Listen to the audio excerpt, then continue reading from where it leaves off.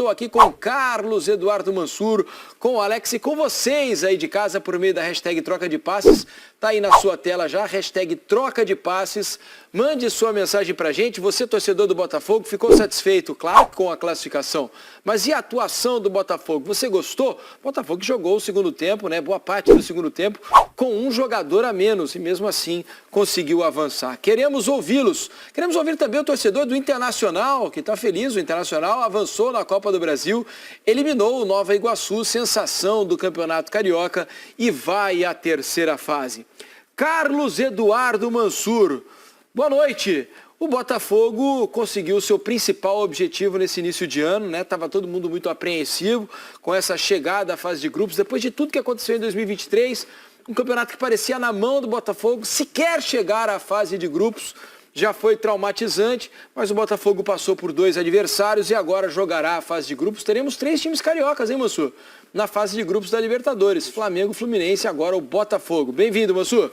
Boa noite, Felipe. Boa noite, Alex. Todo mundo que assiste o Troca. Os 3 cariocas, inclusive 2 deles podendo se encontrar num grupo, porque embora não exista uma limitação no sorteio da Libertadores a times do mesmo país, quem vem dessa fase eliminatória e vai para o pote 4 pode enfrentar um time do mesmo país no sorteio da fase de grupos. Então, eventualmente pode ter Flamengo encontrando o Botafogo, Fluminense encontrando o Botafogo. Menos Flamengo e Fluminense é que não pode. Não, eles estão... Exatamente. Eles não podem ser sorteados juntos, assim como os demais brasileiros que estão diretamente na fase de grupos do torneio. Em relação ao Botafogo, isso que você destacou é interessante, porque, de certa forma, essa fase de mata-mata, essa fase pré-grupos na Libertadores, ela era a última cicatriz, o último resquício, o último efeito que o Botafogo de 24 sofria em relação ao que foi a campanha de 2023, que foi ter que disputar a fase de grupos. Foi o último efeito da derrocada da reta final do campeonato do ano passado. Talvez isso sirva de vez para cortar a última lembrança. A lembrança vai ficar, mas talvez cortar de vez essa relação com 2023 na caminhada do Botafogo. Acho funda, o Botafogo conseguiu resistir bem, competir, limitar as chances do Bragantino no jogo, mesmo quando o Bragantino teve um jogador a mais. Isso provavelmente, isso é um mérito do Botafogo no jogo. No todo, para mim, de todo modo, quando a gente fala em evolução, em processos de um time que possa ser mais competitivo, eu achei como um todo os 180 minutos muito decepcionantes dos dois lados, em termos do nível de jogo, do que a gente podia esperar desses 2 times. Acho que ambos, para conseguir os seus objetivos daqui em diante, vão precisar melhorar muito. Falando do Botafogo que classifica, é importante que o Botafogo agora comece a tocar o seu 2024.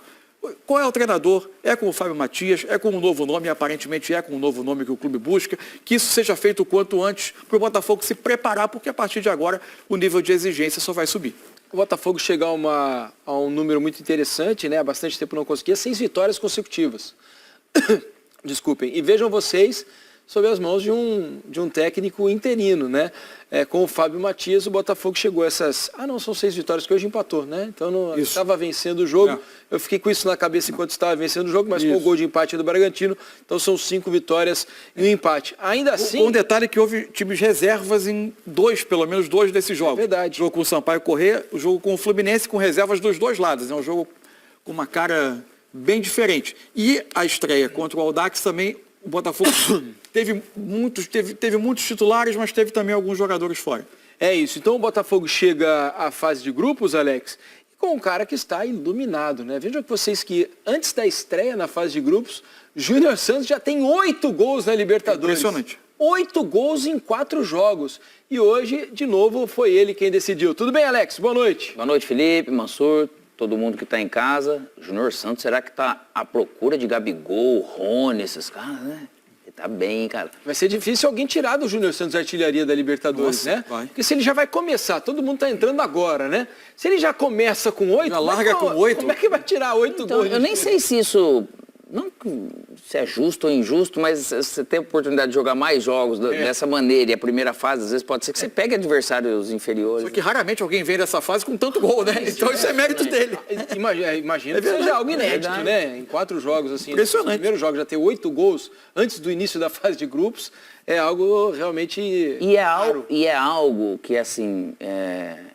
Eu concordo que era o primeiro passo que o Botafogo ele tinha. Então, os 2 jogos decepcionantes, assim, desse lado mais técnico, Até hoje, acho que taticamente, assim, o Botafogo ele fez um jogo aguerrido pra caramba, mas muito espaçado, eu achei, sabe? Assim, possibilitando algumas coisas para chegarem pelo menos perto da área.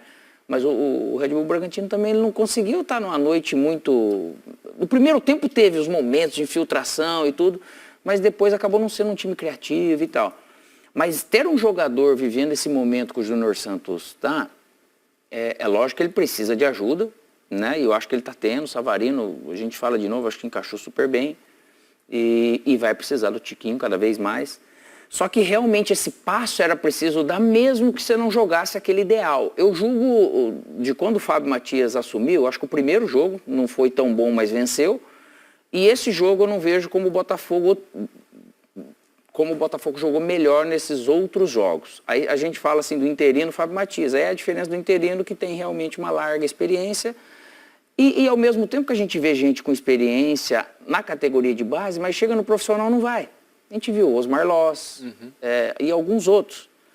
E ao mesmo tempo é perfil, às vezes o cara se encaixa, não é só a inteligência de futebol e outras coisas. E às vezes tem momento do clube também, né, Alex? Tem um momento que casa. Só que eu estou me apegando numa característica que desses jogos todos que o Fábio fez, ele fez com os times titular, fez com o time misto, fez com o time reserva.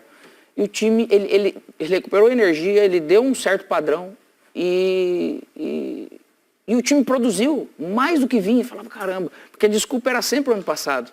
Eles pararam de falar nisso e conseguiram fazer coisas melhores. Hoje que eu acho que esse jogo que eles não fizeram, que era certo de fazer, de repente o jogo era tenso. Imagina o vestiário do Botafogo se realmente é um fracasso, se ele não passa. O Bragantino acho que é menor do que seria a eliminação do Botafogo, concorda? Mas aí ter esse lado iluminado e de um momento que eles construíram, porque realmente é mérito de todo mundo, porque o time aguerrido é o mínimo que tem que ter, mas às vezes você não tem isso. E o Botafogo hoje conseguiu, acho que é o mais importante para o clube, para o seu torcedor, dar uma respirada para dar essa sequência. Se vai ser com o Fábio, que eu também acredito até que não. Teve um profissional que foi expulso, né? Ele subiu do sub-17 para estar na comissão. Hoje foi expulso do banco. E aí, então, interinamente por completo, para ver o que realmente o Botafogo daqui para frente dá uma respirada, para dar uma apagada nessa conversa daquilo que aconteceu ano passado. Para falar um pouco do Bragantino, né? Porque o Bragantino caiu muito de produção. Se a gente pegar a reta final do Campeonato Brasileiro do ano passado, o Bragantino é um dos times mais agradáveis de se ver jogando na temporada 2023. Fez um final de brasileiro já com uma queda acentuada no nível de produção. Começa 2024 até pontuando no Campeonato Paulista, se classifica com alguma tranquilidade. Mas os jogos não conseguem se repetir, né? A qualidade. Hoje, por exemplo, contra o Botafogo, teve mais a bola, né? Como já era de se esperar. No primeiro tempo, em 2 oportunidades conseguiu escapar, furar a linha do Botafogo, né? Algo que estava difícil ali. Mas chance real de gol, qual foi a grande chance que o Bragantino conseguiu criar para incomodar o Gatito? Foram poucas. O Gatito mas na reta final, no Abava, o Elinho teve uma bola... um chute de fora da área do Elinho, né? Mas depois, no segundo tempo, teve uma que o Gatito pega. Teve uma bola desviada de cabeça que o Elinho emenda, mas a chance mesmo clara e que ele finaliza equilibrado é quando o Elinho pega um rebote ainda dentro da área e chuta por cima. Isso. É a chance mais clara. Em termos de criatividade, muito abaixo o Bragantino, de agressividade. Talvez isso explique, porque o Bragantino chegou hoje ao seu 16º jogo na temporada com 15 gols. Tem menos de um gol por jogo no ano. Para um time que tenta agredir tanto o adversário, que tenta roubar a bola, jogar no campo do adversário, em termos de criação, capacidade de ser agressivo, em termos de finalização, de criação de chance, muito abaixo o Bragantino. Isso no campo vai gerando uma certa tranquilidade para quem está defendendo. Isso você percebe, você sente o cheiro no campo, que por mais que não esteja tudo certo, você fala um com o outro, calma. Eles estão rodando muita bola, eles não estão tendo chance aqui. Então, com volume, estão pressionando, mas também não estão causando. Isso aí falta contundência. Eu não sei se também só a ausência do Evangelista Mosqueira, né? Que o Evangelista é um jogador também de criação, um jogador que consegue achar, às vezes, os companheiros em boa situação. O Mosqueira, que é uma opção de velocidade. O Matheus Fernandes, que é outro jogador de meio campo, que participou muito da ótima campanha do Bragantino no ano passado, estava machucado, hoje entrou no segundo tempo, mas está voltando de lesão por isso, também. Provavelmente só tinha fôlego para esses minutos que ele jogou. Não conseguia, talvez, fazer a maior parte do jogo. Mas essa queda chama a atenção, né? O resto da temporada vai responder se recuperando os jogadores que estão lesionados. O time vai conseguir retomar o padrão.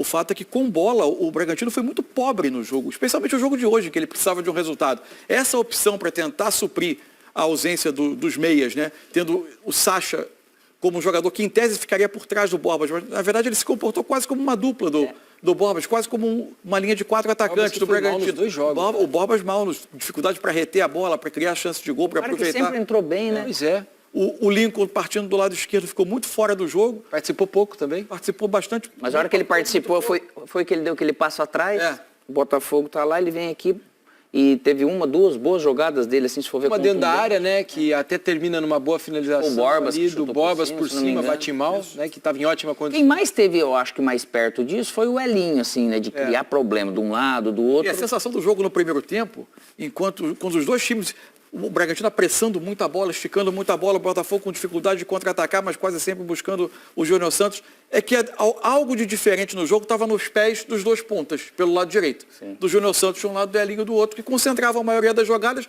tentando na individualidade, mas acontecia pouca coisa. É pouco. Pro lado dos jogadores de qualidade, e o Capixaba, né, você falava... Achei muito abaixo a série do... essa... toda... Juninho não conseguiu seu dois escape jogos, pela não. direita, né? Embora ele tenha feito gol no primeiro jogo, né?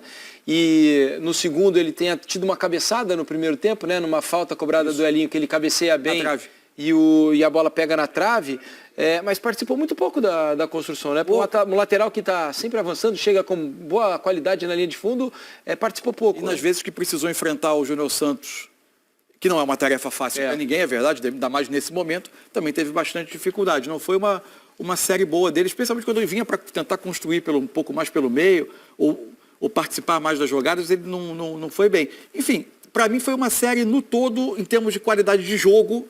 São duas coisas separadas. Sim. Uma coisa é a qualidade de jogo que a gente viu nos 180 minutos. Esperava muito, acho que Botafogo e Bragantino podem atingir durante a temporada nível que permite oferecer espetáculo muito melhor do que ofereceram. Para que ambos atinjam seus objetivos na temporada, precisam melhorar. Outra coisa é a gente entender que o Botafogo conseguiu passar por alguns obstáculos que eram importantes para ele. Passar por essa pré-Libertadores, que era um resquício do ano passado, era um lugar em tese onde o Botafogo não deveria estar, pelo que ele construiu no início em boa parte do Brasileiro de 2023, ele conseguir resistir os minutos finais de um jogo em que ele era pressionado, foi uma questão que acompanhou muito o Botafogo do ano passado. Ele resistiu. A hora que subiu a placa, 7 minutos de acréscimo, acho que o torcedor do Botafogo pensou, e a hora que toma o gol de empate. Certeza que vem todo aquele medo. E isso realmente é um processo que eles precisam passar e superar para esquecer esse fantasma, né, cara? Sabe que tem um amigo nosso aqui na redação, botafoguense, que não conseguiu levantar da cadeira até agora, está sentado, em êxtase. Recuperando ainda? Se recuperando da tensão do jogo contra o Botafogo. O nome dele é Cláudio, não vou dar o sobrenome, mas é Cláudio. Outra coisa, deixa eu falar uma coisa para vocês, porque houve alguma reclamação, pouco é verdade, do time do Bragantino, no lance do gol do Botafogo, né? De uma possível falta do Hugo, no Lucas, zagueiro do Bragantino. E vou dizer uma coisa para vocês com toda a sinceridade do mundo. Se o lance fosse apitado por 10 árbitros diferentes brasileiros, os 10 marcariam aquela falta. Ou teria mais... Marcariam a falta. Para mim não houve a falta. Mas 10 árbitros brasileiros marcariam a falta em cima do Lucas. Mas aí se origina a ação do Lucas. Sim. Isso. Pelo costume que os árbitros brasileiros criam dos jogadores, que o árbitro, para administrar o jogo, ele marca uma falta inexistente para tirar o perigo do lance. Mas aí também tem um detalhe, o jogador tem que sentir o jogo. O árbitro não estava marcando nem o que era a falta. Exato. E isso não é boa arbitragem, hein? Não é boa. Ele não marcava nem o que era a falta. Aí ele vai forçar uma falta que não aconteceu. Houve um contato. Né? Houve um contato. No Brasil se marca a falta. Mas um contato que o árbitro não estava marcando no jogo. Mas esse hábito comportamental, você vê quantas vezes o Tiquinho, se a gente for pegar, que a maioria não foi falta, que ele caía pensando que era falta.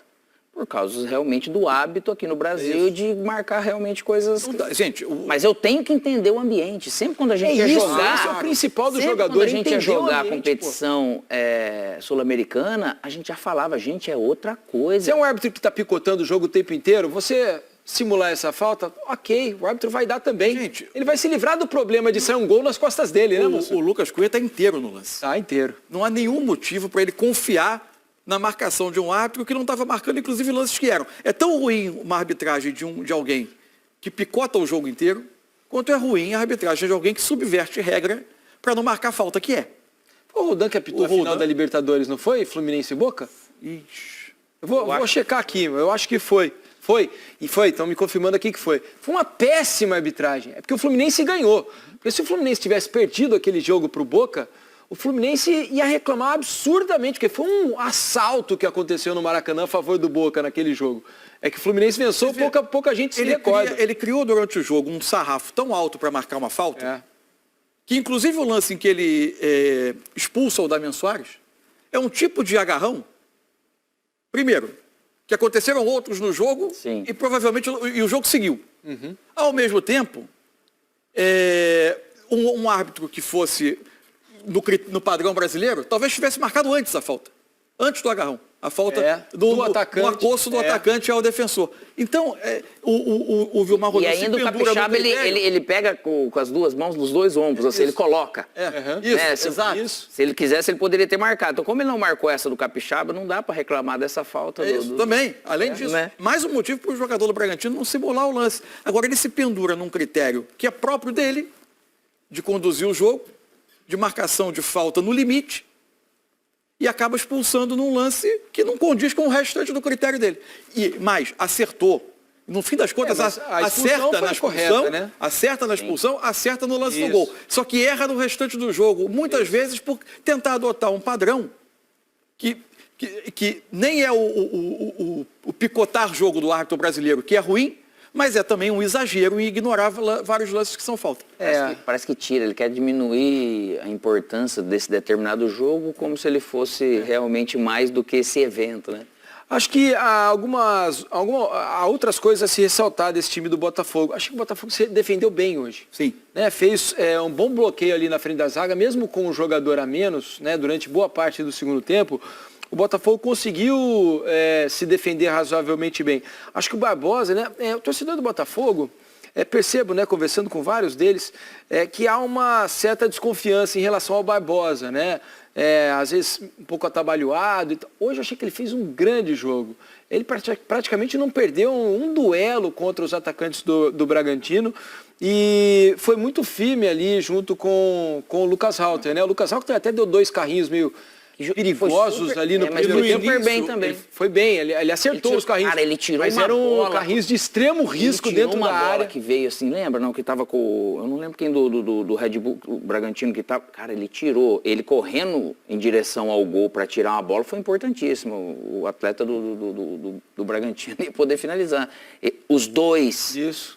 A linha de 4 com os 2 volantes, mas eu acho que os 2 caras de beirada não ajudaram muito esses 2 volantes que se desgastaram pra caramba, porque eles jogaram realmente pra caramba. A estrutura do Botafogo basicamente defensiva era essa, sobrando um pouco o Eduardo com o Tiquinho, mas tentando fazer com que o Júnior Santos ficasse uns passos à frente para receber essa bola quando tinha uma oportunidade de contra-ataque. O Danilo, para mim, fez muito bem o trabalho, porque como o Bragantino tinha, vamos botar aqui, às vezes 4 homens contra a linha defensiva do Botafogo. Só um detalhe, quando eu falei Barbosa, tem o Danilo Barbosa também. Eu estava falando do Alexandre Barbosa, o zagueiro, né? O Alexander Barbosa, o zagueiro.